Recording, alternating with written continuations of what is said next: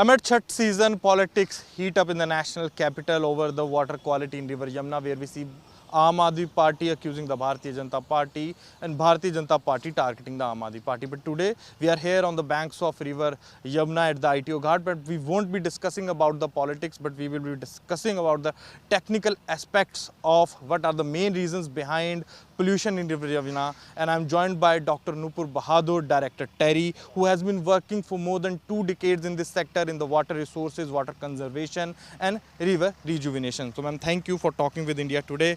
So ma'am, my very first question will be, what is the main reason behind pollutants in River Yamuna, that this pollution has made this river which we used to call the lifeline of national capital Delhi now a nala? Thanks, Anmol, for having me here. As you rightly said, we are a center of excellence, NMCG TERI Center of Excellence on Water Use, established in TERI by the Ministry of Jal Shakti, Government of India under Namami Gange program. And the whole idea about the working of our center is to work in the areas of river rejuvenation, pollution abatement, wastewater treatment technologies, and water reuse. And along with it, we work on the scientific aspect, teaching, research, PhDs, policy, training and capacity building, consultancy and advocacy in these areas. So we have been associated with particularly Yamuna for last 2 years when we bagged 2 projects which were open bid, and we completed and submitted the final report in June this year. And what we have seen, the project was mainly started with the study of frothing in River Yamuna in Delhi. And this gave us a chance to understand holistically not just the frothing, the entire water quality or the stretch of the River Yamuna in Delhi. So what we have found from our studies is, first of all, I would like to say that, it's not that it's Delhi or Yamuna which has a issue of froth. We have done extensive literature internationally and nationally as well. The most prominent rivers in the world today, we have with us the classic example, the famous example of River Rhine in Switzerland. 20-30 years ago, it was also having the froth and the poor quality, almost like this. Then we had the river in Brazil, few rivers across the Hungary and Austrian borders, Italian river. So Yamuna and Delhi, they are not the first of or an exclusive case. And also now we see in India, we have froth in the beaches in Chennai. We have Bellandur Lake having the froth. So it's not, frothing is not just now something associated with a river. So this is first thing I want to clarify.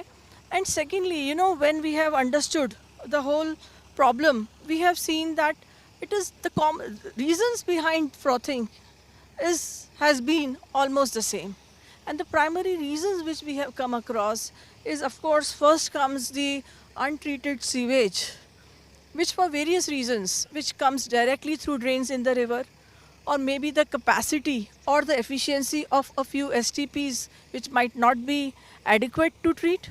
Then we have a few STPs where ammonia and phosphate kind of parameters, they come untreated or inadequately treated in the river.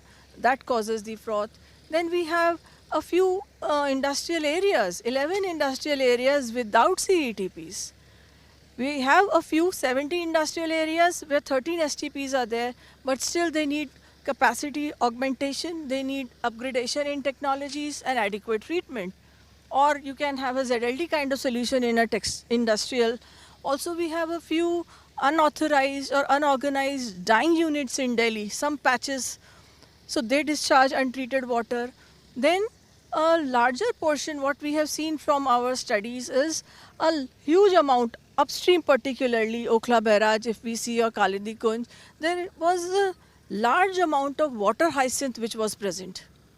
And from our studies, international reports are available with us, where these water hyacinth, they releases a kind of biosurfactant, which is indicated through saponin, which is a chemical which we tested. So huge amount of biosurfactants. Then we also identified a few ghats, open Dhobi Ghats across the river stretches which were directly discharging in the Yamuna. So anionic surfactant is also present. You can see untreated dyes, chemicals are there, surfactants both bio and anionic. And when this whole, then ammonia and phosphate, and high fecal coliform due to untreated sewage coming into the river. So just imagine the water quality of a river. And this pollution, together when first few heavy rains when it comes with the rainy season, and when water has to be released through a barrage, the structure of the barrage and the operation of gates also plays an important role. And the whole turbulence which is created, it disturbs the not just the water bed, the sludge bed as well. And that turbulence which is caused along with very high quantities of surfactants and pollutant present it leads to the visual manifestation of froth what we see in our river. So these are some reasons which we have identified through our studies. Ma'am, you have been working for many years on river Yamuna as well as Ganga also. So I want to know that what has changed and how things are coming up. What is the technology people are using for the river rejuvenation like Yamuna, and what is the current data like we have seen fecal coliform. You discussed about the fecal coliform. We have seen that politics over it. We have later seen the minister talking about the current status of fecal coliform in the river. So how these things impact the biodiversity and biology of the river, ma'am? Talking about the fecal coliform, it's a very important parameter.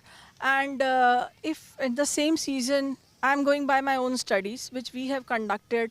And this year, when we see the DPCC reports, there is huge change in the values. So earlier it was, so now if we say 3 log, 4 log reduction in the values. So which means from our study, I would say as a scientist, as a research organization, we submitted our first interim report in September, then second interim report in March, February, and then final reports in June. So we are very pleased that government has taken our recommendations very seriously, and the efforts which has been done by the government are tremendous. So we have done a very small portion or made a very small contribution from our side, but it is the effort of the government that they have taken the scientific understanding of the pollution and the causes very seriously. So what we can see, the change from last year, Chhat I was here, and today when I am here, so the changes which we could see is particularly we provided short, medium and long-term recommendations, and department-wise recommendations we have provided. And our short-term recommendations have been implemented. So for example, what you see in your report here, we asked DPCC to add ammonia and phosphate in their regular testing along with other 5 parameters. So they have added. You can see the change. Likewise, on the Kalindi side, if you will see, there is no water hyacinth. They have been completely removed. So we are seeing these machines, they are removing the weeds continuously, and it has to be done because quarterly they have to, such water hyacinth and weeds have to be removed. So again, then water flows have been very well managed, operation of gates have been very well managed, and of course the fecal coliform, which has drastically reduced this year, is particularly government has taken action on diverting and tapping the drains, and those drains have been, a few drains have been diverted towards STP. So now a treated water from STP is coming in the Yamuna. So of course, if we will address the point source pollution, whenever we'll address the point source pollution, we'll always have a clean river. So this is the main mantra if we have to succeed in a long-term river rejuvenation program, not just about frothing. So this is the whole idea. Ma'am, here I'll also talk about the pH value of the river, because we have seen that pH value has also changed, and minister have also talked about that how pH value has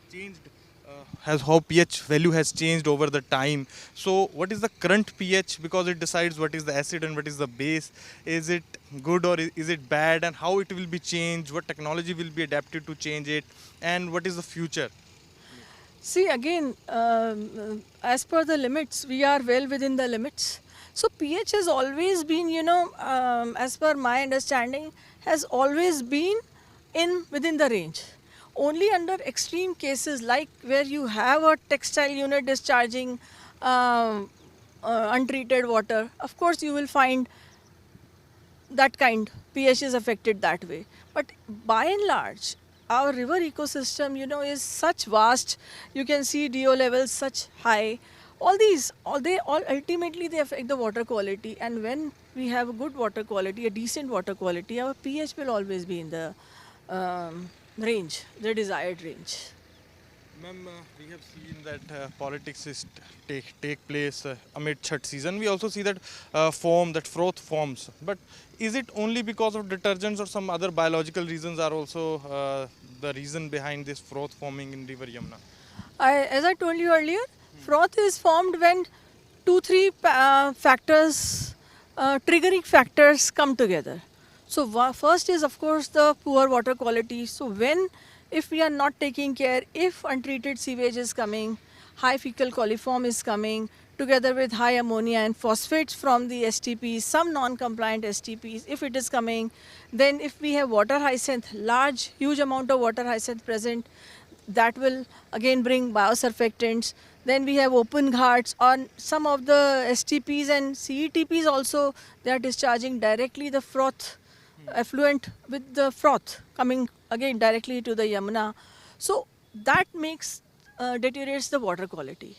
That is the first major factor. Then second major factor comes is the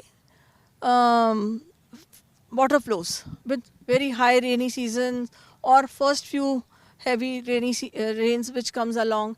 And third, when all together they mix, and particularly we see along the barrages, when this pollution, this water along with the high water flows and falling from the barrage, that causes the turbulence in the water surface water, as well as it disturbs the sludge bed. So the gates which are a few centimeters open, they have to be suddenly open because to maintain the flows. So that disturbs the entire sludge bed and the water, and that turbulence causes the froth. And froth is actually the visual manifestation of the pollution in the river. Ma'am, last years we have seen visuals of Chhat, people those who come on ghats to celebrate Chhat, they're taking dip into the water full of froth, meters high. But this time we haven't seen visuals like that. So what has changed and what is being done to control it or curb it, ma'am? So as Anmol, we have discussed, government has taken steps towards mitigating the pollution, addressing the pollution and removing the reasons and the sources of pollution. As I told you, complete water hyacinth has been removed. We have deweeding machines now. Desilting is going on, which maintains the flows in the river. Many places DO levels were very poor, simply because the water is stagnant over there. So now the desilting is taking place, diversion of drains has taken place, and drains have been tapped and diverted, and now STP is releasing a treated water into the river. So of course, when we'll take care of point source pollution, water quality will improve. Ma'am, we have also seen that water color has also changed in this last year or this year. Earlier we used to see some murkier water, but this time while I was reporting here, I have seen that water is a bit clear. So what are the reasons? The people are saying that from opposition that water is being released from Hatni Kund barrage, which has impacted the river flow and which has cleaned the dirty water from the surface of river Yamuna. So, but what is the real technical reason behind that water color has become better? See, simply color, again, as I said, once we'll address these pollution issues, many of these dying discharge units, of course, I'm quite sure the government would have taken steps to prevent untreated effluent sewage or industrial coming into the river.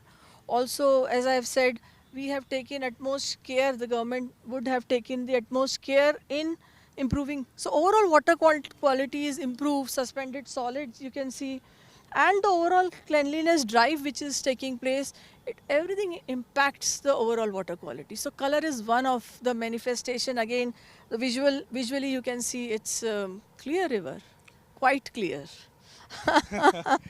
Yes, we have seen yesterday and today morning also that people coming from various corners of the national capital for doing their Chhat Puja here in on the ghats, and then coming. As you know, this is a point of politics between both party, but we will not be discussing the politics. And here I'll also ask you that when we can see that Yamuna becoming a living river, not a nala. How much time it will take if the governments go by step, they will be following the right step towards making Yamuna a biological body, a living river, ma'am. See, again, I would say that river cleaning is not a responsibility of any one government. It is a responsibility of all of us, all the governments and all of us. We are all the stakeholders contributing for the cause. So that is one thing. Secondly, cleanliness. If we are dusting our houses, so do we dust once and we forget? No, once in a week at least we are dusting. So which means cleanliness is a regular phenomena. It has to be a sustainable effort. It has to be an inclusive effort from all stakeholders. And then coming to technically, if we are able to address the point source pollution, I think what we are seeing today is the beginning. And as we'll progress, so if Delhi government has committed for next 3 years, I'm quite sure if the efforts are consistent and science and technology is also involved, organization like ours and responsible correspondents like you, everybody is part of the game. If we all work towards it and help the government, I think in next 3 years or maximum 5 years, we can have our river quite clean. At least the bathing standards would be achieved.